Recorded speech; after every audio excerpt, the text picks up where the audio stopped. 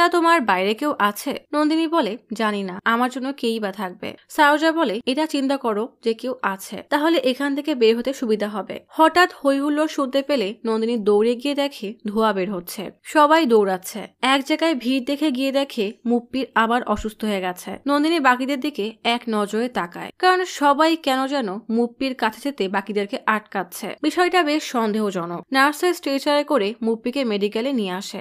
এক nurse check up করতে যাবে, তখনই বাইরে থেকে নাচি নার্সের গলায় বলে, ওয়ার্ড নম্বর 11-তে এক মেয়ের ব্যথা উঠেছে, তাড়াতাড়ি সেখানে যান। নার্স দৌড়ে গেলে মুপ্পি চোখ খোলে, মানে এটা তাদের প্ল্যান। মুপ্পি এক দরজা দিয়ে কই যেন যায়, এরপর ফায়ার অ্যালার্ম ভেঙে দেয়। নন্দিনী সরতে গেলেই গ্যাস সিলিন্ডার ব্লাস্ট হয়, সবাই দৌড়াদৌড়ি শুরু করে দেয়। ধোঁয়ায় নন্দিনীর অবস্থা খারাপ হয়ে যায়। মুপ্পি অ্যাডমিন রুমের দিকে আসে। কনস্টেবলরা বালতি ভরে ভরে পানি নিয়ে যায় আগুন নেভানোর জন্য। মুপ্পি কোনো এক কেসের ফাইল খুঁজছে। নন্দিনী বাকিদের দেখে বুঝে যায় এটা কোনো একটা প্ল্যান। মুপ্পি তার ফাইলটা খুঁজে পায়। তখনই এক কনস্টেবল অ্যাডমিন অফিসে ফার্স্ট এইড বক্স আনতে আসলে শব্দ পেয়ে বুঝে যায় এখানে কেউ আছে। মুপ্পি লুকিয়ে পড়ে। কনস্টেবল দেখতেই যাবে, তখনই নন্দিনী এসে বলে, আপনাকে খুঁজছে, তাড়াতাড়ি যান। কনস্টেবল চলে গেলে মুপ্পি বের হয়ে সে নন্দিনীকে ধন্যবাদ দেয়। নন্দিনী জিজ্ঞেস করে, তুমি এখানে কি করছিলে? মুপ্পি বলে, এখন সময় নেই, বলেই চলে যায়। সাকরাই ফরেন্সিক টিম নিয়ে সুরঙ্গে তদন্ত করার জন্য এসেছে। এক অফিসার বলে, এখানে তেমন কারো ফিঙ্গারপ্রিন্ট পাওয়া যায়নি, কিন্তু ওই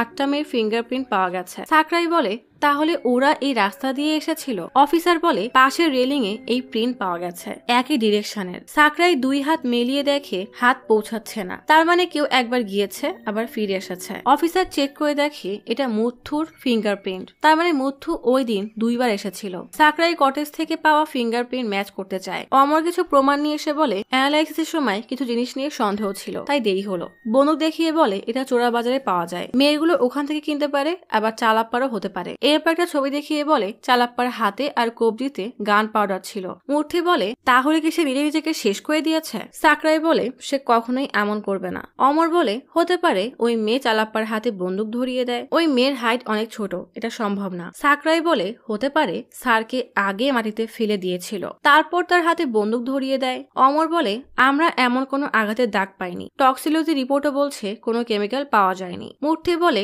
সবকিছুই তো আত্মহত্যার দিকে ইশারা করছে, আমাদের দ্রুত ফরেন্সিক রিপোর্ট বের করতে হবে। এর মানে ওই মেয়েরা চালাপ্পাকে মারিনি। আমরা যদি চালাপ্পার সুইসাইডের এফআইআর করি, সাকরাই বলে, তাহলে ওই মেয়েগুলো কে তা বের করতে পারবো। সাকরাই বলে, ঠিকই বলেছেন, কিন্তু আমাদের আরো কনফার্ম হতে হবে। আরেকটা ব্যাপার হচ্ছে, 10 বছর পর এমন কি হলো যে তারা আবার চালাপ্পাকে প্রশ্ন করতে কলেজে আসে? সাকে নিজের মতো করে অনুমান করতে থাকে সেদিন আসলে কি হয়েছিল। মেয়েগুলো এসে চালাপ্পার সাথে কোনো এক বিষয় নিয়ে ঝগড়া করছিল, তারা বেশ রেগে ছিল, কেউ চালাপ্পার কথা শুনছিলই না। কিছুক্ষণ পর সবাই সুরঙ্গ দিয়ে চলে যায়, কিন্তু মুথু যায় না, সে আবারও ফিরে আসে আর কান্না করতে করতে চালাপ্পাকে কিছু বলতে থাকে। চালাপ্পা তাকে বোঝানোর অনেক চেষ্টা করলেও মুথু শোনে না, নিজের মতো বলতেই থাকে। সহ্য করতে না পেরে চালাপ্পা নিজেই বন্দুক বের করে গুলি করে। অমর জিজ্ঞেস করে, কিন্তু ওই মেয়েটা কেন চালাপ্পার কাছ থেকে বন্দুক নিজের হাতে নিয়ে নিল আর আলমারিতে কেন লুকালো? যেই টানেল দিয়ে এসেছে সেই টানেল দিয়ে পালাতো। সাকরাই বলে, খুন তো খুনি। এখন ধরেন অমন ঘটনা দেখে হয়তো তার বুদ্ধি কাজ করেনি, এমন ধরনের ঘটনা দেখে কেউ যদি বুদ্ধিমতো কাজ করে, হয়তো সে পুলিশ অফিসার, নয়তো মারাত্মক ক্রিমিনাল। মুথুর সামনে চালাপ্পা নিজেকে শেষ করে দিয়েছিল বলে সে শকড হয়ে যায়, তাই হয়তো প্রচুর ভয়ে বন্দুক নিয়ে আলমারিতেই লুকিয়ে পড়ে। মুথু জিজ্ঞেস করে, কিন্তু বাকি মেয়েরা কেন সারেন্ডার করলো? সাকরাই বলে, মুথুকে পুলিশ গ্রেফতার করেছে। এই খবর দেখার পরে বাকি মেয়েরাও হয়তো ভেবেছে মুথুকে বাঁচানোর জন্য তাদেরও সারেন্ডার করা উচিত। সাকরাই বলে, আমি শুধু একটা কথা বুঝতে পারছি না, মুথু যে আলমারিতে লুকিয়েছিল তার সিটখানি বাইরে থেকে কে দিয়েছিল? অমর বলে, এই কেসের অনেক প্রশ্নই এখনো অজানা, তাই আমরা যদি যার উত্তর নেই তা না খুঁজে যেগুলোর উত্তর আছে সেগুলো নিয়ে কাজ করি, তাহলে আমরা ওই মেয়েগুলোকে বাঁচাতে পারবো। রাতে দেবী পূজায় এসে সাকরাই ডিআইজির কানে কানে কিছু বললে ডিআইজি অবাক হয়ে যায়। উৎসব থেকে সরে এসে বলে, এটা কি বললে? খুন যদি ও শত্রুরাও করতো তাহলে কেস দ্রুত সলভ হয়ে যেত। এই খবর বাইরে আসলে মানুষের চালাপ্পার উপর থেকে বিশ্বাস উঠে যাবে। আমার ভাই বলেছিল, আমরা অসুরের উপর ভরসা করতে পারলেও চালাপ্পার মতো লোককে বিশ্বাস করতে পারবো না। আমার ভাই মালতীকে বিয়ে করতে চাইতো, কিন্তু মালতী ওই চালাপ্পাকে বিয়ে করে, তাই ভেবেছিলাম হয়তো রেগে আমার কথা বলছে, কিন্তু এখন বুঝছি ঠিকই বলেছিল। সাকরাই বলে, আমাদের যত দ্রুত সম্ভব ওই মেয়েগুলোকে বের করতে হবে। ডিআইজি জিজ্ঞেস করে, তুমি কি শিওর ওই মেয়েরা এর সাথে জড়িত না? সাকরাই বলে, ওরা ওই রাতে কটেজে গিয়েছিল কিন্তু খুন করেনি, এখন কি করব? ডিআইজি বলে এই শহর চালাপ্পার বিপক্ষে কোনো কথা শুনবে না, উল্টা আমাদেরকেই ভিলেন বানাবে। সাকরাই বলে আমরা কি এটাকে সুইসাইড বলতে পারি না? ডিআইজি বলে না, ওই মেয়েদের সাথে কথা বলো, ভিকটিমরা যা বলবে আমাদের তাই বিশ্বাস করতে হবে। পরের দিন 8টা মেয়ে ভিজিটর রুমে আসে। পথে মুপ্পি জিজ্ঞেস করে অ্যাডমিন অফিসের কথা কি জেনে গেছে নাকি? নন্দিনী বলে লিস্টে নাম ছিল তাই ডেকেছে। ভিজিটর রুম এসে দেখে সাকরাই দাঁড়ানো। মেয়েগুলো নন্দিনীকে জিজ্ঞেস করে ওয়ার্ডেন কোথায়? এ তো পুলিশ, আমাদের মিথ্যা বলে নিয়ে এসেছো? সবাই চলে যেতে গেলেই নন্দিনী আটকে বলে আমি জানি তোমরা ছোটবেলায় কি কি সহ্য করেছো, সেই কষ্টই তোমাদের একসাথে করে রেখেছে, তার প্রমাণ কালকেই পেয়ে গেছি, শুধু 5টা মিনিট থাকো, কি বলতে চাই শোনো। নন্দিনী দীর্ঘ নিঃশ্বাস ফেলে বলে তোমরা জানো আমি জেলে কেন আছি? কারণ আমি এক অসুরকে হত্যা করেছি যে ছোটবেলায় আমার সাথে অন্যায় করেছিল। চালাপ্পা তার জন্যই আমার হয়ে কেস লড়ছিল। আমার কেসে আমার চাচাই আমার সাথে অন্যায় করে। পুরো দুনিয়া তাকে ভালো মানুষ হিসেবে জানতো, কিন্তু সে শুধু আমার সাথে নয় বরং আমার ছোট বোনের সাথেও অন্যায় করেছিল। সাকরাই কাগজে ফিঙ্গারপ্রিন্ট দেখিয়ে বলে এটা কটেজের টানেল থেকে পাওয়া গেছে। আমি জানি তোমরা ওই রাতে কটেজে গিয়েছিলে, কেন গিয়েছিলে তাও জানি। নন্দিনী বলে আমি জানি চালাপ্পা তোমাদের সাথে ছোটবেলায় অন্যায় করেছিল। পেছন থেকে সাকরাই বলে কিন্তু তোমরা তাকে মারোনি, সে নিজেকে শেষ করেছিল। এখন তোমরা ভালো করে শোনো, যদি জেল থেকে বের হতে চাও তাহলে আমাকে সত্য বলে দাও, এটা আমি কাউকে বলবো না, শুধু বিচারকের সামনেই বলবো। নাথি সহ সবাই সত্যি বলার জন্য রাজি হয়ে যায়। তাদের চোখের সামনে ছোটবেলার দৃশ্যগুলো ভাসতে থাকে। মুরগির ট্রাক থেকে নাথি সহ বাকি 7 জনকে নামিয়ে অন্য এক ট্রাকে বন্দি করা হয়। নাগাম্মা তার স্বামী রবির সাথে সমুদ্র পাড়ের একটা বস্তিতে থাকে। স্বামী রবি সমুদ্রে মাছ ধরে আর নাগাম্মা সেগুলো বাজারে বিক্রি করে। টাকা পয়সার অভাব থাকলেও সংসারে সুখের কোনো অভাব নেই। একদিন সকালে রবির বোটের মালিক কল দিয়ে বলে একটা কাজ করে দিলে ধারের টাকা শোধ না করেই সে বোট নিয়ে মাছ ধরতে পারবে। তখনই বোট মালিকের লোকজন এসে রবিকে ডাক দিলে সে বের হয়ে বলে এখনই মালিক কল করেছিল, আমি একটু পরেই বের হচ্ছি। বোট মালিকের লোক বলে আজ রাতে বোট নিয়ে পুরনো ঘাটে চলে আসবি, বাকি সব মালিক বুঝিয়ে দিবে। সেদিন রবি সারাদিন বাসায় না ফিরলে রাতে নাগাম্মা রবিকে খুঁজতে পুরনো ঘাটে আসে। বোটের কোথাও না পেয়ে রবিকে খুঁজতে খুঁজতে লাইট হাউসে আসে। সেখানে রবিকে না পেয়ে সমুদ্র পাড়ে আসলে হঠাৎই খেয়াল করে রবি কয়েকটা বাচ্চা মেয়েকে নিয়ে লাইট হাউস থেকে পুরনো ঘাটের দিকে যাচ্ছে। লাইট হাউস থেকে বের হয়ে মেয়েগুলোকে বোটের নিচের একটা ঘরে নিয়ে আসে। একটা শব্দ শুনে বাইরে এসে দেখে নাগাম্মা দাঁড়িয়ে আছে। নাগাম্মা রবিকে বলে তুমি এত বড় পাপ করছো? রবি বলে তুমি যেমন ভাবছো তেমন কিছুই না, এই শেষ কাজটা করে দিলে মালিক আমার সব ধার মাফ করে দিবে। নাগাম্মা রেগে বলে তোর মালিক রাক্ষস নাকি? ওরা তো ছোট বাচ্চা, নরকেও ওর জায়গা হবে না। নাগাম্মা কথা না শুনলে রবি জোরে একটা থাপ্পড় দিলে নাগাম্মা অজ্ঞান হয়ে যায়। মালিককে আসতে দেখে রবি নাগাম্মাকে বোটের নিচের ঘরে এনে বেঁধে রাখে। তাড়াতাড়ি বাইরে এসে দেখে মালিক চলে এসেছে। নাগাম্মার জ্ঞান ফিরলে সে কি করবে বুঝতে পারে না। তখনই রবি মালিককে এনে বলে আপনি গুনে দেখেন 8 জনই আছে, আমি ঠিক 2টার সময় ওদেরকে কন্টেনারে উঠিয়ে দিব। নাগাম্মা উকি দিয়ে মালিকের চেহারা দেখার চেষ্টা করলেও দেখতে পায় না। মালিক রবিকে টাকা দিয়ে চলে গেলে রবি বোট নিয়ে কন্টেনারের দিকে রওনা দেয়। কিছুদূর যাওয়ার পরে রবি নাগাম্মাকে ছেড়ে দিলে নাগাম্মা বলে বাচ্চাদেরকেও ছেড়ে দাও। রবি উপরে চলে গেলে নাগাম্মা বোটের উপরে এসে টাকার বান্ডিল দেখে বুঝে যায় টাকার লোভে রবি ভালো মন্দ বোঝার ক্ষমতাটা হারিয়ে ফেলেছে। রবি বলে মালিক যা বলে আমাদেরকে তাই করতে হয়, না হলে ওরা আমাদেরকে মেরে ফেলবে। এটাই আমার শেষ কাজ, আমি আর ওদের সাথে কাজ করব না। ওদের একবার কন্টেনারে উঠিয়ে দিলেই ওরা ভিন্ন ভিন্ন দেশে চলে যাবে। নাগাম্মা কোনো উপায় না পেয়ে এক কোপে রবিকে শেষ করে দেয়। চিৎকার করে বুক চাপড়ে কান্না করতে থাকলে বাচ্চারা এসে তার পাশে দাঁড়ায়। পরের দিন সকালেই মালিকের লোকজন রবির বাসায় এসে রবিকে খুঁজতে থাকে। এদিকে সমুদ্রের কিনারায় রবির মাথা পাওয়া যায়। পুলিশের ইন্সপেক্টর বলে নিশ্চয়ই নাগাম্মা এই কাজ করে পালিয়ে গেছে। এই ঘটনার পরে নাগাম্মাকেও পাওয়া যাচ্ছে না। এই ঘটনার একদিন পর নাগাম্মা সবাইকে নিয়ে বোট মেরামত করার একটা গোডাউনে লুকিয়ে থাকে। নিজে এদিকে সেদিকে কাজ করে সবার খাবারের ব্যবস্থা করে। নাগাম্মা তাদের বাসার ঠিকানা জিজ্ঞেস করলেও কেউ কোনো উত্তর দিতে পারে না। কেউ নাগাম্মার ভাষা বুঝতেই পারে না। নাগাম্মা একটা চক দিয়ে বাসার ছবি আঁকিয়ে তাদেরকে বোঝানোর চেষ্টা করে তাদের বাসা কোথায়, কিন্তু এবার সবাই বলে তাদের পরিবার বলতে কেউ নেই, অথবা কারোর বাবা মা তাদেরকে বেঁচে দিয়েছে। 6 দিন পর নাগাম্মা ঠিক করে সবাইকে নিয়ে শহর ছেড়ে পালিয়ে যাবে। বাসের টিকিট কেটে দুজন দুজন করে সবাইকে আলাদা আলাদা জায়গায় রাখে। বাস আসলে খেয়াল করে মালিকের লোকজন তাদেরকে খুঁজতে খুঁজতে খুঁজতে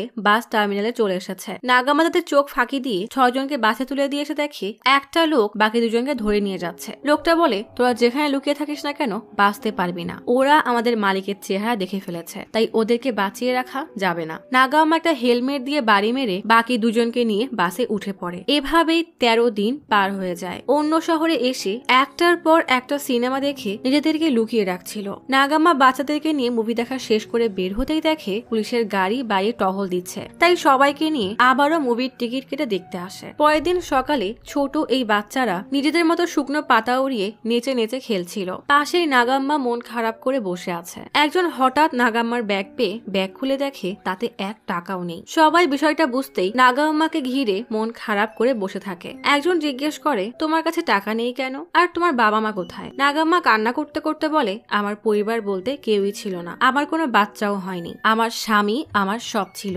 আরেকজন বলে, আমাদেরকে মাফ করে দাও, আমাদের জন্যই তোমার স্বামী মারা গেছে। নাগাম্মা বলে, এতে তোমাদের কোনো দোষ নেই, আমার স্বামী সাদাসিধা মানুষ ছিল, কিন্তু সে এক পাপে জড়িয়ে গিয়েছিল, আর 1 ফোঁটা বিষ যে কাউকে শেষ করতে পারে, তাই তাকে তার সাজা পেয়ে মরতে হয়েছে। এভাবেই কেটে যায় 32টা দিন। দিন দিন নাগাম্মার আর্থিক অবস্থা আরো খারাপ হয়ে যাচ্ছে, বাচ্চাদের জামা কাপড়ও ছিঁড়ে যাচ্ছে। এসব দেখে নাগাম্মা রোজ কাজের সন্ধানে বের হতো, কিন্তু কেউ তাকে কাজ দেয় না। অনেক কষ্টে সে একটা কাজ জোগাড় করে পরের দিন সকাল হতেই সবার জন্য অনেকগুলো জামা আর খেলনা নিয়ে আসে। নাগাম্মাকে দেখতেই সব বাচ্চা হঠাৎ বেশ খুশি হয়ে দৌড়াতে থাকে। নাগাম্মা অবাক হয়ে ভাবে, এদের আবার কি হলো? সবাই দৌড়ে এক পিলারের কাছে আসে, দেখা যায় ওড়না দিয়ে পিলারটা ঢাকা। সব বাচ্চারা এক হয়ে 1 থেকে 3 গুণে ওড়নাটা সরাতেই দেখা যায় তারা সবাই মিলে নাগাম্মাকে আঁকিয়ে পাশে লিখেছে মা। মাসুম এই বাচ্চাদের থেকে মা ডাক শুনে খুশিতে না কষ্টে নাগাম্মা নিজেও তা জানে না, শুধু তার দাঁড়িয়ে থাকার শক্তিটা হারিয়ে গিয়েছিল। সে মাটিতে বসে কান্না করতে থাকে। তার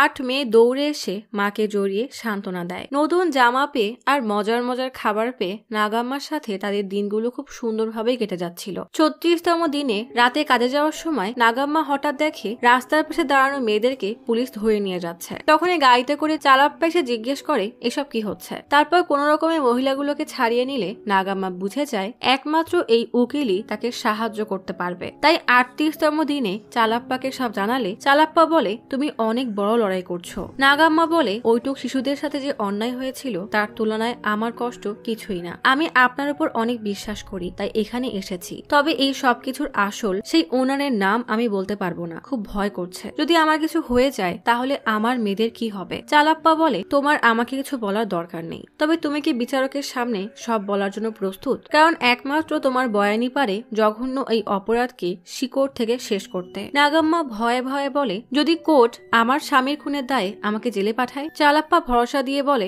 ওই খুন তুমি নিজেকে বাঁচাতে করেছো, তার জন্য তোমার জেল হবে না, তবে এর আমি গ্যারান্টি দিতেও পারছি না, তাই তুমি আরো ভালো করে ভেবে আমাকে জানাও। নাগাম্মা শুধু একটা কথাই জিজ্ঞেস করে, ওই মেয়েদের কি হবে? আজ 41তম দিন। নাগাম্মা সবাইকে নিয়ে মেলায় যাত্রাপালার ছাউনিতে আসে। সবাই তখন আশপাশটা মুগ্ধ হয়ে দেখায় ব্যস্ত। তখন নাগাম্মা এক বৃদ্ধ মহিলাকে বলে, আমি একটা জরুরি কাজে যাচ্ছি, সন্ধ্যায় ফিরে আসবো, ততক্ষণ একটু এদেরকে দেখে রাখবেন। মহিলাটা জিজ্ঞেস করে, চিনি না জানি না, আমি কেন তোমার বাচ্চাদেরকে আমার কাছে রাখবো? পুরোহিত বলে, আজ দেবীর পূজা, কোন না কোন মেয়েকে আমরা কেন রাখবো, ওদেরকে বের করে দাও। নাগাম্মা বলে, মনে করেন আমি একটা পুণ্যের কাজ করতে যাচ্ছি, আপনারও পুণ্য হবে। পুরোহিত রেগে গেলে নাগাম্মা সবাইকে নিয়ে বের হতে যায়। তখনই একজন এসে জিজ্ঞেস করে, দেবীকেই পূজা করে আবার মেয়েদেরকে অশুভ কেন বলছে? নাগাম্মা বলে, ওরা একদিকে দেবীকে পূজা করে, অপরদিকে মেয়েদেরকে পায়ের নিচে রাখে, এটাই দুনিয়ার নির্মম বাস্তবতা। এমন কথা শুনে পুরোহিতের মা নাগাম্মাকে বলে, তুমি সন্ধ্যায় আসবে তো? নাগাম্মা হ্যাঁ বললে বৃদ্ধ মহিলাটি সবাইকে রেখে দেয়। বের হয়ে নাগাম্মা দেবীর ত্রিশূল থেকে সুতা বেঁধে বলে, আমার মেয়েদেরকে দেখিয়ে রেখো। এরপর সোজা চলে আসে কোর্টে। নাগাম্মা মুখ ঢেকে ধীরে ধীরে হেঁটে কোর্টে যেতে গেলেই 4 জন হুট করে তার সামনে এসে জিজ্ঞেস করে, মেয়েদেরকে কোথায় লুকিয়ে রেখেছিস? নাগাম্মা সুযোগ বুঝে দৌড়ে কোর্টের মধ্যে ঢুকতে গেলেই সবাই তাকে দৌড়ে ধরে ফেলে। একজন গলায় চাকু রেখে জিজ্ঞেস করে, কোথায় লুকিয়েছিস বল। নাগাম্মা কিচ্ছু না বললে নাগাম্মার হাতে সুতা দেখে একজন বলে, ও ওদেরকে পূজার মেলায় লুকিয়েছে। সবাই নাগাম্মাকে রেখে মেলার দিকে যেতে গেলেই নাগাম্মা প্রচুর রেগে তাদের একজনের উপরে হামলা করে। সে রেগে নাগাম্মাকে চাকু দিয়ে পোষ দিতেই নাগাম্মা এত আঘাত পাওয়ার পরও সবার সাথে লড়াই করতে থাকে। এতটা আঘাতে নাগাম্মা দুর্বল হয়ে পড়লে একজন এসে তার পিঠে জোরে আঘাত করে, আর একজন এসে তার গলায় চাকু চালিয়ে মাটিতে ফেলে চলে যায়। দিন দুপুরে কোর্টের সামনে ভয়ানক এই দৃশ্য দেখে সবাই সবাই দৌড়ে আসলে চালাপ্পাও দৌড়ে এসে তাকিয়ে নাগাম্মাকে দেখে হতবাক হয়ে যায়। দৌড়ে নাগাম্মার কাছে আসলে নাগাম্মা দূরে ইশারা করে বলে বাচ্চাদেরকে বাঁচান। চালাপ্পা আর এক মুহূর্ত দেরি না করে বেরিয়ে যায়। এদিকে সেই লোকগুলো মেলায় আসলে একটা বাচ্চাকে ঘরের বাইরে বসে থাকতে দেখে। লোকটাকে দেখেই বাচ্চাটা দৌড়ে ঘরের ভেতরে চলে আসে। তারপর সবার সাথে মিলে ঘরের গাড়ার মধ্যে লুকিয়ে থাকে। লোকটা চলে গেছে ভেবে সবাই স্বস্তির নিঃশ্বাস ফেলতেই লোকটা এসে তাদেরকে দেখে ফেলে। লোকটা তাদেরকে ধরতেই যাবে তখনই চালাপ্পা এসে কালো কোট দিয়ে তার মাথা চেপে মাথায় জোরে বাড়ি দিয়ে অজ্ঞান করে ফেলে। সবাই চালাপ্পাকে এখানে দেখে হতবাক হয়ে তাকিয়ে থাকলে চালাপ্পা মাটিতে বসে সবাইকে ডেকে বলে ভয় পেও না, তোমাদের নাগাম্মা মারা গেছে, তবে তোমাদের রক্ষা করার জন্য সে আমাকে পাঠিয়েছে। নাগাম্মার কথা শুনে সবাই কান্না করতে থাকে। চালাপ্পা সবাইকে শান্ত করে সবার থেকে লুকিয়ে তার গাড়িতে উঠায়। এরপর সোজা চলে আসে প্রিয়ম্বথার কাছে। প্রিয়ম্বথাকে বলে তোমার পাপ কমানোর সুযোগ এসে গেছে, দয়া করে এই মেয়েদের দায়িত্ব তুমি নাও। কখনো ভাবিনি যে তোমার কাছে আমাকে সাহায্য চাইতে আসতে হবে। প্রিয়ম্বথা রাজি হয়ে গেলে চেলাপ্পা তার মিনি ভ্যান করে এক এক শহরে নির্ধারিত স্থানে এক একজনকে নামিয়ে দেওয়ার জন্য বেরিয়ে পড়ে। পথে সবাইকে বলে মনে আছে তোমাদেরকে অষ্টকালীর গল্প শুনিয়েছিলাম, গতকাল সেই পূজার শেষ দিন ছিল যেদিন অষ্টকালী অসুরকে বধ করে। আজ আমি তোমাদেরকে সেই 8টা রূপের নামে নাম দিব। তোমরা নতুন শহরে নতুন পরিচয়ে বড় হবে। তোমার নাম হবে গান্ধারী, যে যুদ্ধের সময় অসুরের পেটে প্রবলভাবে আঘাত করেছিল। সাদা ফিতা পরা তোমার নাম হবে নাচি, কারণ নাচি দেবী ছিল সবচেয়ে সুন্দরী আর সে অনেক শক্তিশালী। নাচিকে এক আশ্রমে নামিয়ে চেলাপ্পা বলে ওই অসুরকে কখনো ভুলবে না, তার চেহারা সব সময় মনে রাখবে। এরপর গাড়ি চালাতে চালাতে বলে অসুর আর মুপির মধ্যে ভয়ঙ্কর লড়াই হয়েছিল। তখনই একজন বলে তাহলে আমি হব মুপ্পাদাথি। মুপ্পিকে এক মুসলিম পরিবারে দিয়ে তাকেও একই কথা বলে, কোনোদিনও নিজের অসুরের চেহারা ভুলবে না। এভাবে একজনকে নাম দেয় সান্ধানাম। সান্ধানাম বলে আমি অসুরের ঘাড়ে উঠে তার ঘাড় মোটকে দিব। আর একজন বলে আমি অসুরের চুল টেনে তাকে মারবো। চেলাপ্পা বলে তাহলে তুমি হবে পঞ্চম রূপ, যার নাম উলাগু। অসুরের সাথে লড়াই করতে করতে দেবীরা ক্লান্ত হয়ে ঘুমিয়ে গেলে এক অসুর তাদের উপর আক্রমণ করে। তখন এক দেবী উঠে অসুরের হাত বাঁকিয়ে মেরুদণ্ডে আঘাত করে, তার নাম সেন বাগাম। এরপর আর এক দেবী এসে অসুরের পা ধরে টেনে মাটিতে ফেলে তার উপর উঠে বসে, আর এই দেবীর নাম বীরা, তাই তোমার নাম বীরা। সবাইকে নামাতে নামাতে সকাল হয়ে যায়। একটা মেয়ে শুধু চেলাপ্পার সাথে ছিল। সে অবাক হয়ে জিজ্ঞেস করে শেষে ওই অসুরের কি হলো। চালাপ্পা বলে সে পালিয়ে এক জায়গায় লুকিয়ে পড়ে। সবার শেষে যে দেবী আসে সে অসুরকে আর পালাতে দেয়নি, সে অসুরকে মেরে দূরে ফেলে দেয়। মেয়েটা জিজ্ঞেস করে এরপর কি পুলিশ তাকে ধরে নিয়ে যায়। চালাপ্পা বলে হ্যাঁ, দেবীর নাম ছিল মুথুমারি, তাই তোমার নাম মুথু। এই গল্পের অসুরকে পুলিশ না ধরা পর্যন্ত কি করতে হবে জানো না মুথু? মুথু বলে আমার অসুরের চেহারা কোনোভাবেই ভুলবো না। মুথুকে তার আশ্রমে নামিয়ে চেলাপ্পা শেষ একবার তাকে জড়িয়ে কপালে চুমু দিয়ে বিদায় জানায়। সবাইকে বিদায় দিয়ে চালাপ্পার চোখ ছলছল করে ওঠে। নাচি বলে আমাদের জীবনের অসুর চালাপ্পা না, বরং সে তো আমাদেরকে বাঁচিয়ে নতুন এক জীবন দিয়েছিল, সে আমাদের বাবা। সাকরাই জিজ্ঞেস করে চালাপ্পার মৃত্যুর ওই রাতে কি হয়েছিল। নাচি কোনো জবাব না দিয়ে মুথুর দিকে তাকায়। মুথু কিছু বলতেই যাবে তখনই কনস্টেবল এসে বলে সময় শেষ হয়ে গেছে, ম্যাডাম সবাইকে যেতে বলেছে। সাকরাই তবুও আরো 2 মিনিট দেওয়ার জন্য অনুরোধ করলে কনস্টেবল বেশ রেগে বলে আর সময় চাইলে কমিশনার থেকে অনুমতি নিয়ে তারপরে আসবেন, বলেই সবাইকে নিয়ে চলে যায়। সবাই যেতেই নন্দিনী বলে তুমি দেখেছো কিনা জানি না, তবে ওদের সবার চোখে আমি ঘৃণা দেখেছি। সবাই সেই ঘৃণা লুকানোর চেষ্টা করলেও আমি সাফ সাফ দেখেছি, কারণ সেই ঘৃণা আমার মধ্যেও ছিল। তীব্র অপরাধ বোধে সাকরাইয়ের চোখে পানি চলে আসে। সাকরাই বলে এই কেসে এক অসুর আছে জেনে আমি চিনাপ্পার মতো ভালো মানুষের উপরেও কিভাবে সন্দেহ করলাম। হয়তো পুলিশের নজরে সবাই সন্ত্রাসী, তাই নন্দিনী বলে এটা তোমার কাজের একটা অংশ, তাই এসব ভুলে যাও। সাকরাই নিজেকে সামলে বলে এই মেয়েরা যে বয়ান দিল সে অনুযায়ী অনেক বড় এক চক্র শিশু পাচারের সাথে জড়িত, আর আমি চালাপ্পাকে যতদূর জানি সে নিশ্চয়ই এই গ্যাং এর উপর নজর রাখছিল, আর এই গ্যাং এর লোকেরাই হয়তো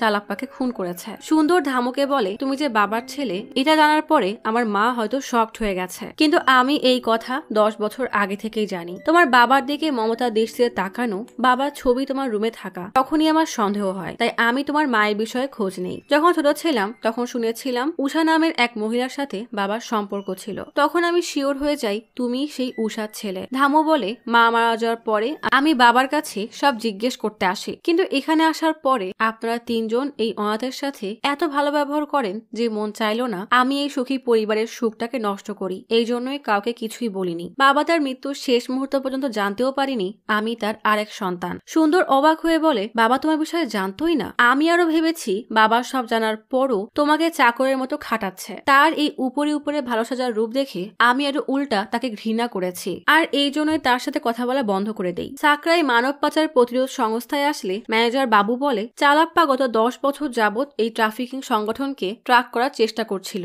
প্রথমে শুধু চেন্নাইতে আমাদের একটা অফিস ছিল, পরে চালাপ্পা স্যার পিটিশন ফাইল করার পরে সরকারিভাবে বিভিন্ন সামুদ্রিক এলাকায় এর শাখা খোলা হয়। 2 মাস আগে চালাপ্পা এখানে শেষবার এসেছিল। সেদিন বাবুকে বলেছিল কোস্টাল এরিয়ায় যে যে শাখা আছে তাদের বিস্তারিত পেন ড্রাইভে কপি করে দিতে। বাবু সব কপি করে দিলে চালাপ্পাকে জিজ্ঞেস করে, গত 10 বছর যাবৎ এই কেসে কাজ করছেন, এখনো কোনো লিড পেলেন না, আপনি হতাশ হন না? চালাপ্পা হাসতে হাসতে বলে, না, কারণ আমার মনে হয় সত্যিটা আমাদের চোখের সামনেই থাকে, কিন্তু কোনো কিছু দিয়ে ঢাকা থাকার কারণে আমরা খুঁজে পাই না। বাবু বলে, এই কেসটা অনেকটা খড়ের গাদায় সুই খোঁজার মতো কঠিন ছিল, কারণ এর নেটওয়ার্ক অনেক বড়, আর এই কেস বেশ কয়েকটা রাজ্যে ছড়িয়ে ছিটিয়ে আছে, আর এই র্যাকেট সবচেয়ে বেশি সুযোগ নেয় গরিব পরিবার থেকে। তখন দেখা যায় রাজস্থানের গরিব মানুষদের থেকে কিছু টাকার বিনিময়ে একটা লোক আর মহিলা তাদের মেয়েদেরকে নিয়ে নিচ্ছে। বাবু বলে, এছাড়াও কখনো কখনো বাচ্চাদের কিডন্যাপ করে, তো কখনো কখনো জোর করে বাচ্চাদেরকে নিয়ে যায়। প্রতিবার তারা নতুন পদ্ধতিতে বাচ্চাদেরকে নিয়ে যায়। এদিকে রাজস্থান থেকে নিয়ে আসা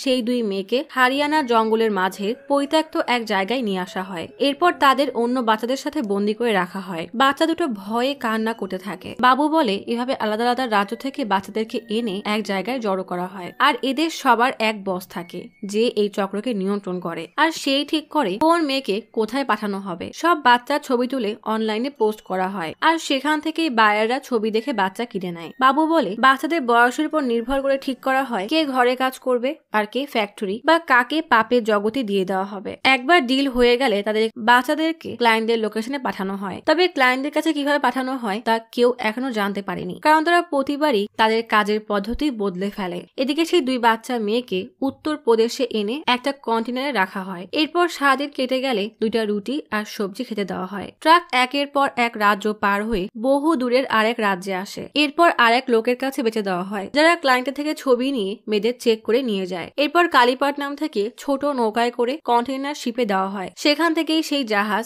মিডল ইস্ট বা সাউথ আফ্রিকান কোনো দেশে যায়। আর একবার ওই জাহাজ বন্দর ছেড়ে গেলে ওইসব মেয়েদেরকে আর কখনো দেখা যায় না। ওরা প্রতিবার পদ্ধতি বদলে ফেলে, তাই আমরা কখনো ধরতে পারিনি। তবে একবার ভুবনেশ্বরের ঘাটে ওদের কাছাকাছি পৌঁছে গেলে ওরা 13 বছরের এক বাচ্চার পায়ে পাথর বেঁধে পানিতে ফেলে দেয়। কোনো প্রমাণ না থাকায় মেয়েটার মৃত্যু পানিতে ডুবে হয়েছিল বলে কেস করা হয়। সাকরাই বলে, আমরা যদি এখানে লোকাল ডিলারকে ধরি তাহলে হবে না? বাবু বলে, এটাই তো সমস্যা। নর্থে যেমন একজন ব্রোকার সব কন্ট্রোল করে, তেমনি সাউথেও এক ব্রোকার আছে যে তাদের সবাইকে কন্ট্রোল করে, আর মাঝে সব ছোটখাটো গুন্ডারা মেইন সেই ব্রোকারের বিষয়ে কিছুই জানে না, তাদের তো প্রায় বদলে দেওয়া হয়। এদিকে সেই বাচ্চা দুটাকে নিয়ে আসা লোকটা তার বসকে কল দিয়ে বলে, আমরা 9টার সময় কালীপাটনামে পৌঁছাবো, আর ভোর 3টায় জাহাজে উঠিয়ে দিব, কোনো সমস্যা হবে না। অবুঝ বাচ্চা দুটো বুঝতেও পারছে না তাদের সাথে হচ্ছে কি। ক্ষুধার যন্ত্রণায় রুটি খেতে খেতে কান্না করছে। সাকরাই থানায় এসে দেখে চিলাপ্পার ফার্ম হাউস থেকে পাওয়া সব প্রমাণ টেবিলে রাখা। অমর বলে, ল্যাপটপের অবস্থা খুবই খারাপ, তাই কোনো তথ্য বের করা যায়নি। টেবিলে একটা পোড়া ছবি দেখে সাকরাই অমরকে বলে, চেক করে দেখো এর কোনো ক্রিমিনাল রেকর্ড আছে কিনা। দেখা যায় লোকটার নাম চিট্টু। হিউম্যান ট্রাফিকিং কেসে ধরা হয়েছিল, কিন্তু প্রমাণ না থাকায় তাকে ছেড়ে দেওয়া হয়। এই চিট্টুই মেয়ে দুটোকে কালীপাটনামে ছেড়ে এসেছে। অমর বলে, চিট্টুর কেস ফাইল হয়েছিল কুবুর থানায়। সাকরাইর সাথে সাথেই কুবুরের উদ্দেশ্যে রওনা দেয়। এদিকে চিট্টু তখন ছেলে আর স্ত্রীর সাথে মেলায় এসেছে। ছেলের সামনে বাবাকে ধরলে ছেলের মনে ভয় ঢুকে যাবে, তাই সাকরাই বাকি দুজনকে বলে, তোমরা গিয়ে চিট্টুর স্ত্রীকে ধরবে আর সব সত্য বলবে, আমি চিট্টুকে ধরছি। চিট্টু ছেলেকে বলে, আমরা এখন রেসে দৌড়াবো। বলে দৌড়ানো শুরু করলে সাকরাই এসে বলে, আরে বন্ধু তুই চল আড্ডা দেই। বলে ছেলেকে কোলে নিয়ে তার মায়ের কাছে দিয়ে চিট্টুকে এক জায়গায় নিয়ে আসে। সাকরাই চিট্টুকে বলে, জীবনের সবাই তার ভুল শুধরানোর সুযোগ পায় না, তবে ছেলের সুন্দর ভবিষ্যৎ চাইলে সত্যটা বলে দেয়। চিট্টুও ছেলের জন্য বাধ্য হয়ে সব বলে দেয়। সাকরাই মুড থেকে কল দিয়ে বলে, চিট্টু শুধু বাচ্চা পৌঁছে দেওয়ার কাজ করে, এর থেকে বেশি কিছু সে জানে না। তবে একটা গুরুত্বপূর্ণ খবর পেয়েছি, 2টা মেয়েকে আমাদের পোর্টের এক কন্টেনার শিপে দেওয়া হবে, আর একদিনের মধ্যেই মেয়ে দুটো আজীবনের জন্য গায়েব হয়ে যাবে। সাকরাই ডিআইজি কে জানালে ডিআইজি ডিআইজি রেগে বলে, একবার বললে খুনের কেস, তারপর বললে আত্মহত্যার কেস, এখন বলছো মানব পাচার কেস। তোমার কাছে আদৌ কোনো প্রমাণ আছে? সাকরাই অনুরোধ করে বলে, ওই মেয়ে দুটোই আমাদের প্রমাণ। ডিআইজি রেগে বলে, কাগজে কলমে যে প্রমাণ নেই তা আমি বিচারকের কাছে কিভাবে নিব? সাকরাই অনুরোধ করে বলে, আমাদেরকে যেভাবেই হোক এই মেয়েদেরকে বাঁচাতে হবে। বোর্ডের দিকে যাওয়া সব গাড়ি চেক করতে হবে। ডিআইজি রেগে মূর্তিকে বলে, কাল মেলার শেষ দিন, ভক্তদের ভিড়ে শহর ভরে যাবে, তাদের নিয়ন্ত্রণ করার জন্য এমনি লোক কম, তার উপর আবার এই মেয়েদেরকে খুঁজবো কিভাবে? এসব মানব পাচার অফিসের লোকদের উপর ছেড়ে দাও। মূর্তি, তুমি কালকের মেলার সিকিউরিটির ব্যবস্থা করো। বলেই বের হয়ে যায়। সাকরাই হতাশ হয়ে গেলে মূর্তি বলে, চালাপ্পার ডিআইজির খুব কাছের বন্ধু ছিল, তাই ডিআইজি এই কেস আমার থেকে নিয়ে তোমাকে দেয়। এখন সেই বন্ধুত্বকে ভুলে সে আর এগোতে চাচ্ছে না, কারণ একবার উল্টাপাল্টা কিছু হয়ে গেলে তার নামই নষ্ট হবে। তাই তোমার কি মনে হয় দুইটা অচেনা মেয়েকে বাঁচাতে সে এত বড় ঝুঁকি নেবে? সাকরাই বুঝে যায় তাকেই সব করতে হবে, এরা তাকে কখনোই সাহায্য করবে না। সাকরাই ফার্নান্দেজের কাছে এসে বলে, খবর পেয়েছি ওরা আপনাদেরই কোনো একটা বোট ব্যবহার করে বাচ্চাদেরকে জাহাজের কাছে নিয়ে যায়। ফার্নান্দেজ বলে, আমাদেরকে দেখে কি অমন মনে হয় যে আমরা এমন কাজ করতে পারি? তবে কেউ যদি নিজের সন্তানের পেট ভরতে এমন কাজ করে তাকে তুমি কি বলবে? তাই তোমাকে কথা দিচ্ছি, আমি এই তদন্তে সাহায্য করব, কিন্তু এতে আমার কোনো লোক জড়িত থাকলে তুমি তাকে ছেড়ে দিবে। রাত হতেই মেলার কারণে রাস্তায় অনেক ভিড় দেখে বাচ্চাকে নিয়ে যাওয়া সেই ট্রাক ড্রাইভার কাকে যেন কল দিয়ে বলে, চিন্তা করবেন না, আমরা সময় মতো পৌঁছে যাব। সাকরাই মেলায় এসে দেখে সব পুলিশ অফিসার গার্ড দেবে কি তারা সব ঝিমোচ্ছে। এদিকে রাত গভীর হতেই ভীরা ধীরে ধীরে জেলের দরজা খুলে পুরোনো বিল্ডিং এর দিকে হাঁটতে থাকে। নন্দিনী তাকে অনুসরণ করে এসে মই বেয়ে উপরে উঠতে গেলেই কে যেন তার পায়ে জোরে বাড়ি মেরে ফেলে দেয়। সাথে সাথেই সবাই দৌড়ে নন্দিনীকে টানতে টানতে ভাঙা সেই বিল্ডিং এর ভিতরে এনে ছুঁড়ে ফেলে। ভীরা প্রচুর রেগে বলে, তুই প্রথমে আমাদের সাথে বন্ধুদের নাটক করে এরপর ওই পুলিশের কাছে নিয়ে গেলি, ধোকাবাজ। নন্দিনী বলে, এমন বলো না প্লিজ, আমি তোমাদের সাহায্য করছিলাম। গান্ধারী আর নাচে এসে নন্দিনীকে মারতে থাকলে সেনবাগাম আর মুপু নন্দিনীকে বাঁচাতে গেলে সবাই তাকে টেনে নিয়ে যায়। নাচি বলে, একে ছেড়ে দিলে এই পর্যন্ত করা সব কষ্ট নষ্ট হয়ে যাবে। মাপ্পি বলে, তোমরা বোঝার চেষ্টা কেন করছো না? নন্দিনী আমাদেরকে সাহায্য করতে পারবে। সেনবাগাম আর উলাগু বলে, আমাদের উচিত ওকে সত্যিটা বলে দেওয়া। নন্দিনী বলে, আমি তোমাদের সাহায্য করতে পারবো, তবে তার আগে আমাকে জানতে হবে সেদিন রাতে চেলাপ্পার কটেজে কি হয়েছিল। ভীরা রেগে বলে, সে কথা তোমাকে কেন বলবো? বলেই কোষে এক চড় দিয়ে বড় এক ডাল দিয়ে মারতে গেলে সবাই তাকে আটকায়। নন্দিনী ভীরাকে জোরে ধাক্কা দিয়ে ফেলে দিলে ভীরা রেগে তাকে মারতে গেলেই মুথ্য বলে, বাবা আমাদের চিঠিতে যেই মেয়ের কেসের কথা বলেছিল এটাই সেই নন্দিনী। নন্দিনী আমাদের মতোই একজন, তবে তার সাথে আমাদের থেকে খারাপ কিছু হয়েছে। নন্দিনী দীর্ঘ এক নিঃশ্বাস নিয়ে বলে, আমাকে বলো মুথ্যু, সেই রাতে ওখানে কি হয়েছিল? সবাই মানা করলেও মুথ্যু বলে, বাবা আমাদের 8 জনকে একই রকমের চিঠি পাঠিয়েছিল, যেটাকে বলা হয় ইনল্যান্ড লেটার, যাকে ট্রেস করা যায় না। চালাপ্পা চিঠিতে লিখেছিল, আগামী সপ্তাহে আমাদের কালীপাটি নামে অষ্টকালীর পূজা শুরু হবে। পতাকা উত্তোলনের পর আমি আমার কটেজে থাকতে যাব, সেখানে রাত 12টায় তোমরা আমার সাথে দেখা করতে আসবে। 10 বছর আগে আমি বলেছিলাম কখনো তোমাদের জীবনের অসুরকে ভুলবে না, আর কথাও দিয়েছিলাম আমি ওই অসুরকে তার পাপের সাজা দিয়ে তোমাদেরকে ন্যায় বিচার পাইয়ে দিব। সেই দিন চলে এসেছে, তবে এটা কোনো বদলা নেওয়ার জন্য না, আমি এসব করেছি তোমাদের ন্যায় বিচারের জন্য। তোমাদের সবাইকে শুধু কোর্টে এসে বয়ান দিতে হবে। তবে আমি আজ তোমাদের আরেকটা কেসের বিষয়ে বলবো, যেই কেসটা আমি এখন লড়ছি। তার সাথে ছোটবেলায় যে অন্যায় হয়েছিল তা ভোলার জন্য সে আইন নিজের হাতে নিয়ে নিয়েছিল। তবে এত কিছুর পরও না সে তার অতীতকে ভুলতে পেরেছে, আর না সে বুঝতে পারছে যে সে সেই ভয়ানক স্মৃতি কিভাবে ভুলবে। সে এক চক্রে ফেসে গেছে, যে চক্র থেকে বের হওয়া অসম্ভব। তাই আমি চাই না তোমরাও নিজেদের এমন কোনো চক্রে বেঁধে রাখো। তবে তোমাদের সাথে যে অন্যায় হয়েছে তারও সাজা দেওয়াটা জরুরি, না হলে তোমাদের মতো আরো অনেকে তার শিকার হবে। না জানি এত বছরে কত বাচ্চাকে সে তার শিকার বানিয়েছে। তবে একমাত্র আইনই তাকে আটকাতে পারে। আমার একার পক্ষে কোনটা সঠিক কোনটা ভুল সেই সিদ্ধান্ত নেওয়া সম্ভব না। আমি তোমাদের মতামত জানতে চাই। ভীরা আর মুথ্যু যখন বসে বসে চালাপ্পা চিঠি পড়ছিল, তখন বাকি সবাই কটেজের সুরঙ্গের কাছে এসে তাদেরকে ডাক দেয়। সবাই ধীরে ধীরে সুরঙ্গে আসলে মুপ্পি ভয়ে সামনে তাকিয়ে থাকে, কারণ রবি তাদের এই সুরঙ্গ থেকেই দড়িতে বেঁধে বের করেছিল। মাপ্পি কিভাবে ঘাবড়াতে দেখে মুথ্যু বলে, ভয়ের দিন শেষ, আমাদের সাথে আর এমন হবে না। বাবা যখন জানতে পারে যে এই সুরঙ্গ থেকে বাচ্চাদেরকে নিয়ে যাওয়া হয়, তখন সে এসব বন্ধ করতে এই বাসা কিনে নেয়। সান্দানাম বলে, কি যেন একটা পুরার গন্ধ আসছে। সবাই দৌড়ে এগোতেই দেখে কিছু ফাইল আর একটা ল্যাপটপ পড়ছে। সবাই তাড়াতাড়ি পাশ থেকে পানি নিয়ে ছিটিয়ে আগুন নেভায়। ভীরা একটা পুরা ফাইল উঠিয়ে খুলতেই কিছু একটা দেখে ভরকে বলে, আরে এ তো আমাদের জীবনের সেই অসুর। মুথ্যু দ্রুত উঠে চেলাপ্পার ঘরের দিকে যেতে থাকে। গান্ধার ফাইলের একটা কোড দেখে বলে, RP 10802992, এই ডকুমেন্ট এখানে কিভাবে আসলো? সবাই সবাই দৌড়ে এসে দেখে চালাপ্পার লাশ সোফার উপর পড়ে আছে, তার ডান হাতেই বন্দুক। সেন বাগাম হতবাক হয়ে বলে, বাবা আমাদেরকে এখানে ডেকে নিজেকে কেন শেষ করে দিল? সবাই শোকে স্তব্ধ হয়ে দাঁড়িয়ে আছে। গান্ধারী দৌড়ে এসে সব দেখে বলে, এটা কোনোভাবেই আত্মহত্যা না, আমাদের বাবা কখনোই এই কাজ করবে না, নিশ্চয়ই এই কাজ অন্য কেউ করে এমন ভাবে সাজিয়েছে যেন আত্মহত্যা মনে হয়, তাড়াতাড়ি এখান থেকে বের হতে হবে বলেই সবাইকে ঠেলে নিয়ে সুরঙ্গে আসে। গান্ধারী বলে, কেউ একটু আগেই আগুন দিয়ে পুড়িয়েছে। সান্ধানাম বলে, বাবা চিঠিতে অসুরের কথা বলেছিল, হয়তো অসুর সব জেনে গিয়েছে, এই জন্যই বাবাকে খুন করেছে। সেদিন কোর্টে নাগামাকে খুন করেছে আর আজ বাবাকে খুন করেছে। এতক্ষণ চুপ করে থাকা মুথু বলে, আমরা বাবাকে এভাবে ফেলে যেতে পারবো না। বীরা বলে, তাহলে তুমি কি চাও? আমরা আর কি বা করতে পারি? মুথু বলে, পুলিশ এটাকে আত্মহত্যার কেস বলে দিলে বাবার আসল খুনিকে কোনোদিনই খুঁজে পাওয়া যাবে না, তাই আমরাই সারেন্ডার করব আর পুলিশকে বলবো খুনটা আমরা করেছি, ফলে কেস আরো জটিল হয়ে যাবে। তখন আমরা খুঁজে নিব যে বাবাকে কে খুন করেছে। সবাই পুলিশকে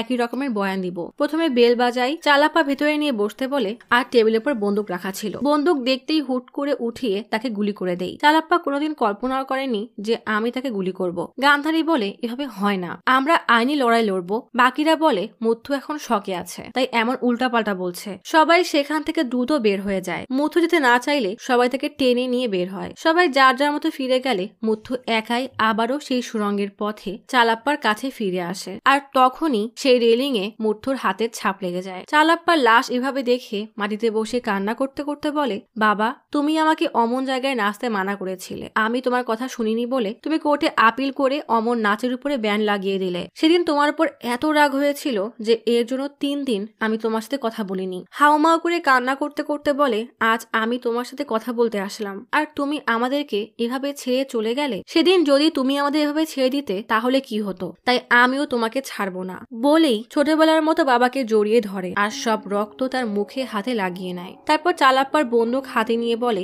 এই কেসকে আমি কোনোভাবেই আত্মহত্যার কেস হতে দিব না বলেই বন্দুক নিয়ে আলমারির মধ্যে বসে মুথু বুঝে পাচ্ছিল না তার এখানে থাকা উচিত না চলে যাওয়া উচিত, তবে মন বলছিল সে যা করছে তাই ঠিক করছে। গান্ধারী বলে, সেদিন বাবার লাশ রেখে চলে যাওয়ার পরে বাবাকে এভাবে ফেলে আসার কষ্ট আমাদেরকে ভিতর থেকে শেষ করে দিচ্ছিল। তখন এই খবরে দেখি মুথু সারেন্ডার করেছে। তখন আমরা বুঝতে পারছিলাম মুথুই ঠিক কাজ করেছে। নাচি বলে, আমাদের বাবা মায়ের খুনিকে এত সহজে কেন ছেড়ে দিব? মুথুকে কোন জেলে রাখা হয়েছে তা আমরা আগে থেকেই জানতাম, তাই আমরা সবাই একই সময় সারেন্ডার করি যেন আমাদের সবাইকে এই জেলেই নিয়ে আসে। নন্দিনী অবাক হয়ে জিজ্ঞেস করে, আমি বুঝতে পারছি না যে তোমরা এই জেলেই কেন আসলে? মুপ্পি বলে, আরপি 10802992 বলেই আজ ক্রিমিনাল রেকর্ড রুম থেকে চুরি করা কাগজটা নন্দিনীকে দেখায়। মুথু বলে, এই হলো আমাদের রাক্ষস। নন্দিনী কাগজের ছবি দেখে হতবাক হয়ে যায়, কারণ এখানে যার নাম ছিল সে আর কেউ নয় বরং সারোজা, মানে যে সবসময় নারী কল্যাণের কাজ করছে বলে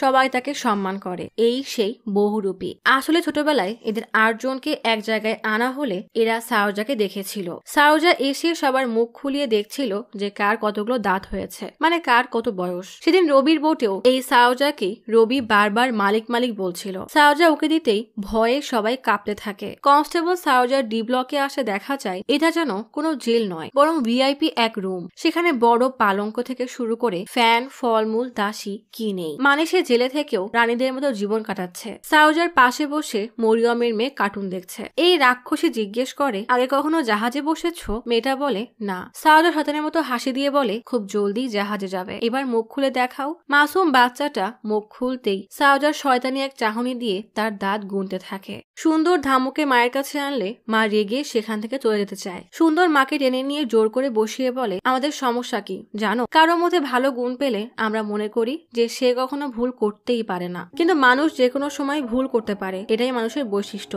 বাবার দ্বারাও তেমন একটা ভুল হয়ে গিয়েছিল, তার জন্য তোমার সাথে কাটানো বাবার 30 বছর ভুল হয়ে যাবে না। তুমি কি জানো বাবা নিজেও জানতো না ধামু বাবার ছেলে? ধামু বাবাকে কখনোই বলেনি। মা আর সহ্য করতে না পেরে কান্না করতে থাকে। ধামু অনেক সাহস নিয়ে মায়ের পাশে দাঁড়াতেই মা নিজে হাত বাড়িয়ে দেয়। মায়ের হাত ধরে ধামু ফুপিয়ে ফুপিয়ে কান্না করতে থাকে। আজ সে আর অনাথ না, তার পরিবারে এক মা আর ভাই আছে। সব সত্য জেনে নন্দিনী সাকরাইকে কল দিতে আসতে দেখে সেখানে ফোন নেই। দরজা ধাকিয়ে কনস্টেবলকে ডাকলে কনস্টেবল বলে সব ফোন রিপেয়ারিং এ পাঠানো হয়েছে আর আজ ওয়ার্ডেনের রুম বন্ধ, কারণ ওয়ার্ডেন ছুটিতে, চুপচাপ নিজের সেলে যা। বিমলা দৌড়ে এসে নন্দিনীকে নিয়ে আসলে নন্দিনী বলে, মনে হচ্ছে ভয়ানক কিছু হতে যাচ্ছে, যেভাবেই হোক সাকরাইয়ের সাকরাইয়ের সাথে কথা বলতে হবে। সাকরাই চালাপ্পার কটেজে এসে তার পরিত্যক্ত মিনিভ্যানের দিকে তাকিয়ে চালাপ্পার বলা কথাগুলো ভাবতে থাকে যে সে সবাইকে বলেছিল তোমাদের জীবনের অসুরের চেহারা কখনোই ভুলবে না। এরপর কটেজের ভেতরে এসে অপেক্ষা করতে থাকে। তখন মূর্তি এসে বলে এত বড় পূজা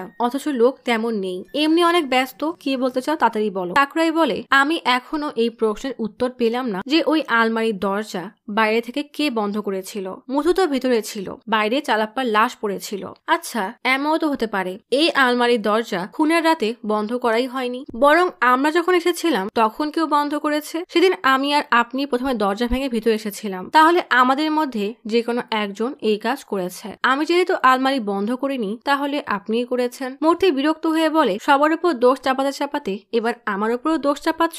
বলতে বলতেই হাতে একটা মূর্তি নিয়ে বলে তুমি আসলে একটু বেশিই ভাবো। বলেই সেই মূর্তি দিয়ে সাকরাইয়ের মাথায় জোরে বাড়ি মারতে যায়। সাকরাই দ্রুত সরে উল্টা মূর্তিকে লাথি মেরে ফেলে বলে তার মানে আমার সন্দেহ ঠিক ছিল, এবার তোকে থানায় নিয়ে যাব। মূর্তির সাথে সাথেই সেই মূর্তি তুলে সাকরাইয়ের মাথায় জোরে বাড়ি দিয়ে বের হয়ে যায়। হাঁটতে হাঁটতে মনে করে সেদিন রাতের কথা। চালাপ্পা তখন সারোজার ফাইল রেডি করছে। হঠাৎ আলমারির মধ্যে থেকে শব্দ শুনে খুশি হয়ে যায় যে তার মেয়েরা এসে গেছে। একটা গিফট বাক্স নিয়ে দরজা খুলতেই তার মুখে আলো এসে পড়ে। আলো বন্ধ করতে দেখে মূর্তি। চালাপ্পা অবাক হয়ে জিজ্ঞেস করে তুমি এখানে কিভাবে, আর এই সুরঙ্গের কথাই বা কিভাবে জানলে? মূর্তি অনুনয় বিনয় করে বলে আমি এখানে গুরুত্বপূর্ণ কথা বলতে এসেছি, তা হলো এই হিউম্যান ট্রাফিকিং এর কেস দয়া করে ছেড়ে দিন, এটাই আপনার জন্য ভালো হবে। চালাপ্পা বলে এসব বাদ দিয়ে আগে বলো তুমি এই সুরঙ্গের বিষয়ে কতদিন ধরে জানো? মূর্তি বলে কত দিন না, বলুন কত বছর। চালাপ্পা বলে তার মানে তুমি সব জেনেও চুপ করে দেখছিলে? চালাপ্পা হাসতে হাসতে বলে প্রথমত আমি এই নেটওয়ার্ক ভাঙবো, তারপর তোমাকে জেলে পাঠাবো, আর তোমার ওই মালিক সারোজা যেন সর্বোচ্চ সাজা পায় সেই ব্যবস্থা করব। মূর্তি জিজ্ঞেস করে আপনি সারোজার বিষয়ে কি জানেন? চালাপ্পা বলে গত 10 বছর ধরে খুঁজতে খুঁজতে আমি সারোজার বিষয়ে সব জেনে গেছি। সারোজার এমএল এর স্বামী মারা যাওয়ার পর তার নাম ভাঙিয়ে এই অবৈধ ব্যবসা শুরু হয়, এটাই তার মেইন বিজনেস। আর বাকি যে ব্যবসা আছে তা হলো লোক দেখানো। আর বর্তমানে সে মিথ্যা পলিটিক্যাল স্ক্যান্ডালের নাম নিয়ে জেলে আছে। কোনোভাবে সে এখনো তার আসল পরিচয় লুকিয়ে রেখেছে যে সে এই মানব পাচার গ্যাং এর বস। মজার বিষয় কি জানো? তোমার জন্যই আমার তার উপরে প্রথম সন্দেহ হয়। মূর্তি হতবাক হয়ে তাকালে চালাপ্পা বলে প্রিয়মবাধা কেসে কাজ করার সময় আমি তোমার আসল পরিচয় জেনে যাই। প্রিয়মবাধা আর সারোজার মতো নাম করা মহিলাদের সামনে গেলেই একদম মাসুম হওয়ার ভান করতে থাকো, তার মানে এমন নামি দামি মেয়েরাই তোমার দুর্বলতা। তখনই বুঝে গিয়েছিলাম যে কালীপটনাম থেকে বাচ্চাদেরকে বের করতে হলে তোমার সাহায্য তো অবশ্যই দরকার। এরপর তোমার বিষয়ে খোঁজ দিতে গিয়ে জানতে পারি তুমি সারোজার বয়ফ্রেন্ড। আসলে জেলে যাওয়ার আগের রাতে সারোজা মূর্তিকে বলেছিল কাল সকালে আমি জেলে যাব, এরপর 1 বছরের আগে বের হতে পারবো না, তাই এই 1 বছর তোমাকেই ব্যবসা সামলাতে হবে, খবরদার কাজ যেন না থামে। চালাপ্পা বলে তোমার লিড ধরেই সারোজার উপর সন্দেহ হয়, তারপর থেকেই আমি সারোজার উপরে নজর রাখতে শুরু করি। তখন আমি জানতে পারি যাকে আমি খুঁজছি সে আসলে কোনো রাক্ষস নয়, বরং এক ডাইনি। তবে আমি ভেবেছিলাম তুমি একজন ভালো পুলিশ অফিসার, তাহলে এসব কেন? মূর্তি শয়তানি এক হাসি দিয়ে বলে একবার ভেবে দেখুন, সারোজার মতো এত সুন্দরী মহিলা সে যদি আমাকে এভাবে মাথায় করে রাখে তাহলে জীবনে আর কি চাই? ও আমার দিকে তাকালে এত খুশি লাগে যে ওর জন্য আমি সব করতে পারি। চালাপ্পা বলে তাহলে তুমি ভুলেই গেছো যে ঘরে তোমার একটা ছোট বাচ্চা আছে। মূর্তি বলে এসব বাদ দিয়ে এটা বলেন যে আপনার কাছে কোনো প্রমাণ আছে নাকি? চালাপ্পা বলে তোমার কি আমাকে এত বোকা মনে হয় যে প্রমাণ ছাড়া এতগুলো কথা বলবো? আমার কাছে তো চাক্ষুষ প্রমাণও আছে। যাই হোক অনেক দেরি হয়ে গেছে, এখন যাও, আমার জরুরি কাজ আছে। সাথে সাথেই চালাপ্পার কপালে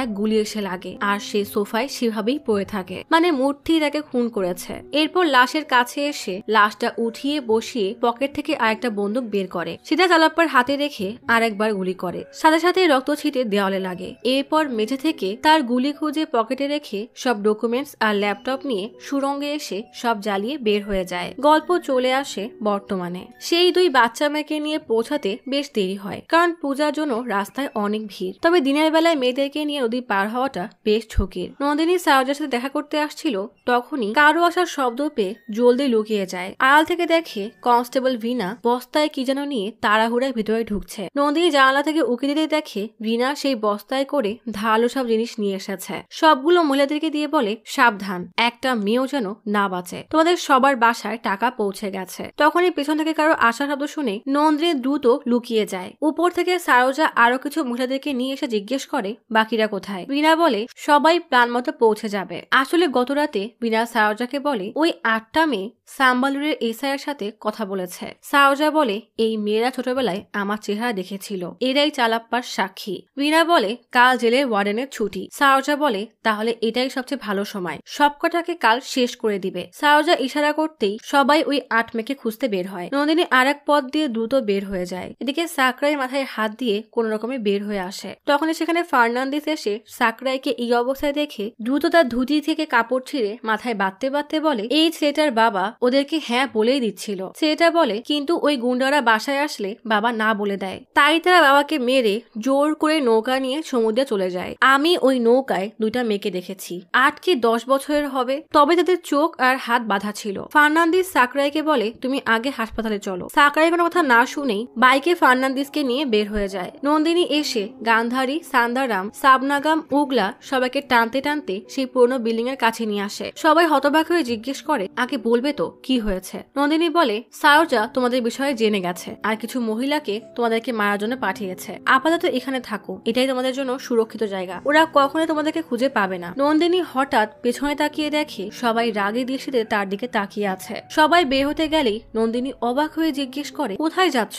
মুথ্য বলে তুমি জানতে চেয়েছিলে না আমরা কেন সারেন্ডার করছি, ওই ডাইনিকে মারবো তাই এখানে এসেছি। বলেই সবাই বের হয়ে গেলে নন্দিনী চিৎকার করে বলে তোমরা ওদের সাথে পারবে না, ওরা অনেক ভয়ানক। মুপ্পি বলে চালাপ্পার জন্য এটা আমাদেরকে করতেই হবে। নন্দিনী চিৎকার করে বলে এই রাগ তোমাদেরকে ধ্বংস করে দিবে, দয়া করে আমার কথা শোনো। বীরা দরজায় একটা সিক বাকিয়ে আটকে বলে তুমি তো তোমার জীবনের অসুরকে খুন করেছো, তাহলে আমাদেরকে কেন আটকাচ্ছ, বলেই চলে যায়। কেউ নন্দিনীর কথা শুনেই না। নন্দিনী সর্বশক্তি দিয়ে দরজা খোলার চেষ্টা করে। এদিকে সাকরাই ঘাটে পৌঁছে ফার্নান্ডিসকে নিয়ে সাথে আরো কিছু বোট নিয়ে মেদ্রোকে উদ্ধার করতে রওনা দেয়। বোটে বসে মূর্তি তার ছেলেকে বলে বাবা আমি কয়েকদিনের জন্য দেশের বাইরে যাচ্ছি, অনেক লোক আমাকে নিয়ে অনেক গুজব ছড়াবে, তোমার সবাই বিশ্বাস করবে না। ভেতরে বসা 2 মেয়ে তখনও কান্না করেই যাচ্ছে। জেলে তখন বিনার ইশারায় সবাই হঠাৎই আরেক কনস্টেবল সহ সব কয়েদিদের উপরে হামলা করে। চারিপাশে হই হুল্লোড় শুরু হয়ে যায়। এদিকে পূজায় অসুর তখন দিব্যি আরামে বসে আছে। তখন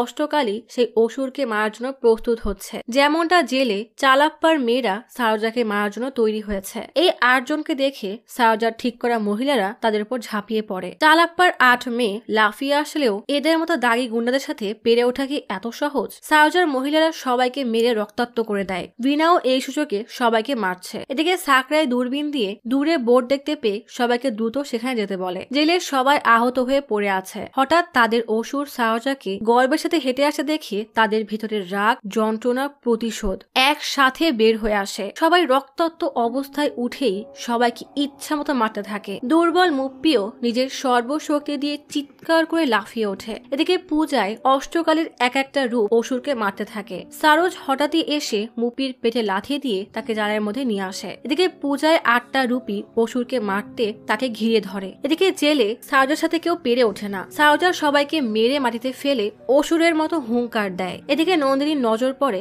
একটা ভাঙা টালির উপরে। সে দ্রুত মোটা রড দিয়ে বাড়ি মেরে টালি ভাঙতে শুরু করে। সারজা সবাইকে মেরে রক্তাক্ত করে ফেলে রাখলে সবাই এবার হাতের কাছে যা পায় তাই নিয়ে উঠে চারিপাশ থেকে সারজাকে ঘিরে ধরে। এরপর দৌড়ে এসে কেউ মাথায়, কেউ মাজায়, তো কেউ পায়ে মেরে সারজার অবস্থা নাজেহাল করে দেয়। এদিকে পূজার 8টা রূপ অসুরকে চারিপাশ থেকে আটকে ফেলে। সারজার লোকেরা দূরে সাকরাইদের নৌকা দেখে বেশ ভরকে যায়। তাড়াতাড়ি মেয়েদেরকে বের করে পায়ে পাথর বাঁধতে থাকে। মূর্তি বলে তোমরা এসব কি করছো। জন বলে এদেরকে ফেলে দিলে আর কোনো প্রমাণ থাকবে না, আমাদেরকে ওরা ধরতেও পারবে না। মূর্তি বলে এইটুক বাচ্চার সাথে এসব কেন করবে, ওদেরকে ছেড়ে দাও। জন রেগে বলে একদিনের মধ্যে কি সাধু হয়ে গেছো নাকি। নন্দিনী দৌড়ে এসে দেখে 8 জন মিলে সারজাকে ইচ্ছা মতো মারছে। বাচ্চা মেয়েটাকে ভিড়ে দাঁড়িয়ে কান্না করতে দেখে তাড়াতাড়ি বাচ্চাটাকে বিমলার কাছে দিয়ে দেয়। এরপর দ্রুত নেটের মধ্যে আসতে গেলে রিনা এসে নন্দিনীকে মারতে যায়। নন্দিনী রিনাকে কষে এক চড় দিয়ে দৌড়ে জালের মধ্যে এসে সবাইকে কোনো মতে টেনে সরিয়ে বলে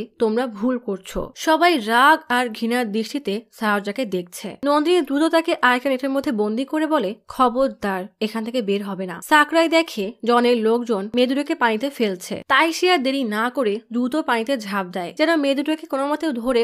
তবে পানিতে নামার সাথে সাথেই তার চোখের সামনে ভাসতে থাকে নন্দিনীর ছোট বোন আর তার বয়ফ্রেন্ডের লাশ। তবুও সে নিজেকে কোনো রকমের সামলে মেদুরকে খুঁজতে থাকে। এদিকে চালাপ্পার 8 মেয়ে রাগী দৃষ্টিতে নন্দিনীর নন্দিনীর দিকে তাকিয়ে থাকে। নন্দিনী আর সহ্য করতে না পেরে হাহাকার করে কান্না করতে করতে বলে, তোমরা কেন বুঝতে পারছো না? কাউকে খুন করার আফসোস সারা জীবন তোমাদেরকে তাড়া করে বেড়াবে, যেমনটা আমি রোজ এই কষ্টে ভুগছি। দয়া করে আমার কথা শুনো, এমন করো না। মুথ্য রেগে বলে, এই ডাইনিকে আজ মরতেই হবে। বলেই তেড়ে আসলে নন্দিনী মুথ্যকে জড়িয়ে বলে, চালাপ্পা কখনোই চায়নি তোমরা খুনির মতো সাজা কাটতে কাটতে বাকি জীবন কাটাও। একবার ভেবে দেখো, তোমাদেরকে বাঁচাতে সে নিজের জীবনের বলিদান কেন দিল, যেন তোমরা সবাই একটা স্বাভাবিক জীবন কাটাতে পারো। ঠিক তখনই মুষলধারে বৃষ্টি শুরু হয়। এই বৃষ্টি যেন সবার ভেতরে রাগ, যন্ত্রণা আর প্রতিশোধের আগুনকে ধুইয়ে মুছে নতুন এক জীবন দিতে এসেছে। মুথ্য হাহাকার করে কান্না করতে থাকে। প্রথমে তাদের মা নাগাম্মা, তারপর তাদের বাবা চালাপ্পাকে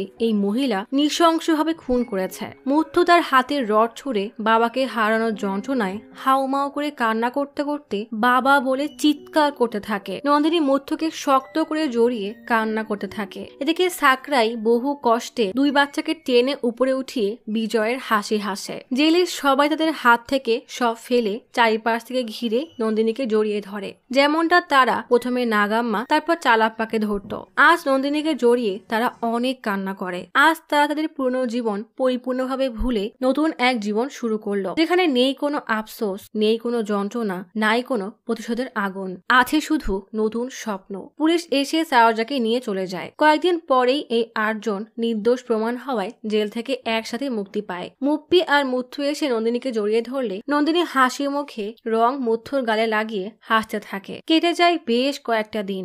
আজ কোর্টে নন্দিনীর কেসে শুনানি। কোর্ট থেকে নন্দিনীকে নির্দোষ রায় শুনিয়ে ছেড়ে দেওয়া হয়। অপরদিকে সাকরাই তার সার্ভিস রিভলভার সামনে রাখতে না পারার কারণে একজনকে জান দিতে হয়েছে। তাই কোর্ট সাকরাইকে পুলিশ ফোর্স থেকে সাসপেন্ডের আদেশ শোনায়। এমন খবর শুনেও সাকরাইয়ের মুখে একই রকমের হাসি। জেল থেকে ছাড়া পেয়ে নন্দিনী বলে, ভেবেছিলাম জেল থেকে ছাড়া পাওয়ার পর এই বোঝা আমার মন থেকে সরে যাবে, কিন্তু সেই অপরাধ বোধ আজও আমাকে তিলে তিলে শেষ করে দিচ্ছে। জানি না এই অপরাধ বোধ থেকে নিজেকে কিভাবে বাঁচাবো। যে কারণেই হোক আমি একটা মানুষকে মেরেছি, পাপ তো আমিও করেছি। সাকরাই বলে, আগে ভাবতাম দুনিয়ায় শুধুই খারাপ মানুষে ভরে গেছে, আর এই খারাপ মানুষদেরকে শেষ করতে আমি ডিউটি জয়েন করেছিলাম। কিন্তু এখন কি মনে হয় জানো, প্রত্যেক খারাপ মানুষের আগে একটা ভালো মানুষও আছে, যার কারণে খারাপ কখনোই ভালোর উপরে জয়লাভ করতে পারে না। যেমন রবির জন্য নাগাম্মা ছিল, মূর্তির মতো লোকের জন্য চালাপ্পা ছিল, ফার্নান্দিস তার লোকদের ভালো মন্দকে নিয়ন্ত্রণ করছে, আর ধামু সে তো একটা পরিবারকে পাওয়ার আশায় নিজের বাবা মায়ের সত্য লুকিয়ে রেখেছিল। অর্থাৎ দুনিয়ায় এখনো অনেক ভালো মানুষ আছে, আর তুমি তাদের মধ্যে একজন। নন্দিনী অবাক হয়ে সাকরাইকে দেখে শক্ত করে তার হাতটা ধরে মুচকি হাসে।